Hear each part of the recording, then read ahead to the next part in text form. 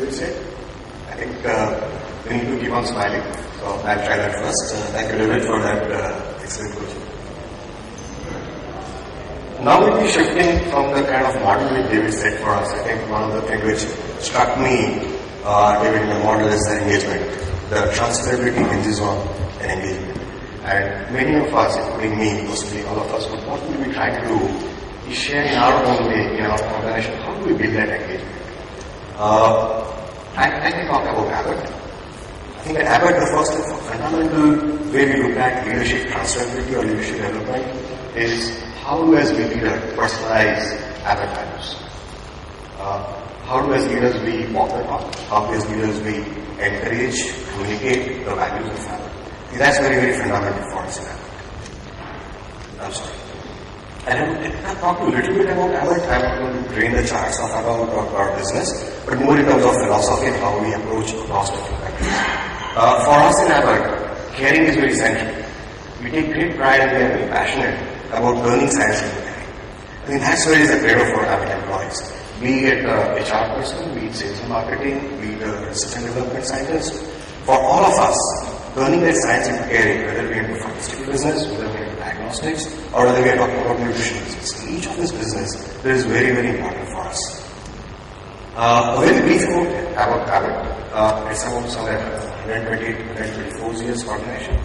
For an organization which has been there for 124 years and yet has been adapted and consistently growing on the three pillars of pharmaceutical, nutrition, and diagnostic, where we are operating across 130 countries.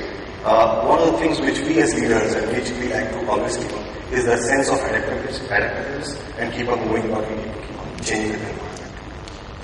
And there has been several recognitions for Abbott, be it the best employers in India or different places, leader pays for working mothers. But many of this has come on the back of some kind of good work which our employees and our leaders has been doing consistently over the last 20 years. Very quickly to India, I'm sure some of you will be aware about Abbott in India because of our products, but we have been in Abbott for the last 100 years. And for us, the next 100 years, that is from 2010,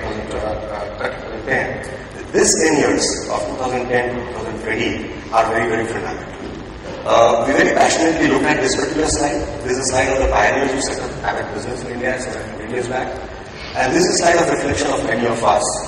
And we passionately try to keep on looking at it and saying, if we replace this slide, this after 100 years, what kind of message do we want to give to our employees?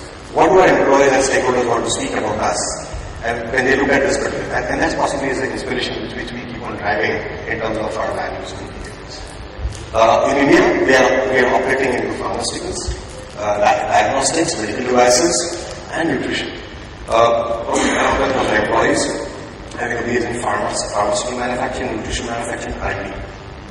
And the most important for us, again, I'm not training on the HR, asking questions of Abbott, is to focus on these core values. Each of the Abbott employee across 130 countries, 90 lines of business, wherever he is, we are very, very clear in terms of communicating right from recruiting to development to growth process planning in terms of focusing on these core values and this particular 5 set of competencies. And this is where Abbott leaders, we do a good amount of work in terms of not only communicating, but putting on these processes, which ensures that leadership development stays focused on the core values of Abbott. And again, at this slide, as far as India is concerned, the India HR team has set up a proper statement, again aligned to our values, in terms of how we support business to see toward that we transfer those values and create a talent pool in India. And a very brief summary of the kind of process which we have. This is a leadership development program of Abbott which we implement in India. Essentially, if you look at in terms of sourcing, it could be lateral from the campuses, or it could be lateral or from the campuses.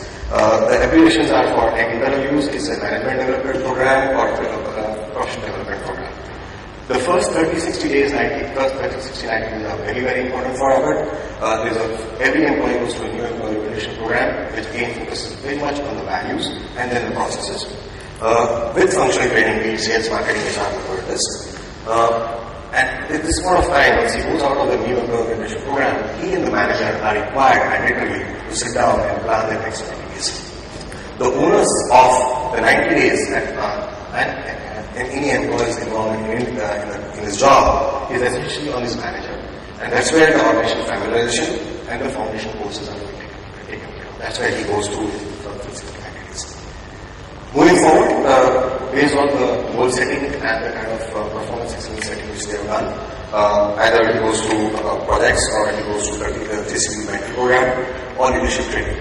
We also implement a principle of 70-20-10. The principle says that any learning transferability happens more and the best at 70% when you involve people in our projects. You empower them, you allow them to make mistakes, you give them this opportunity to work on a cross-functional teams.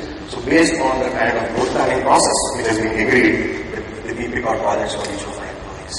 The principle of 20 says that people can develop based on the feedback, coaching, and that kind of support which he receives. And so generally, many of our performers and leaders and potential leaders, either through MBB program or laterals, would be assigned internal or external mentors.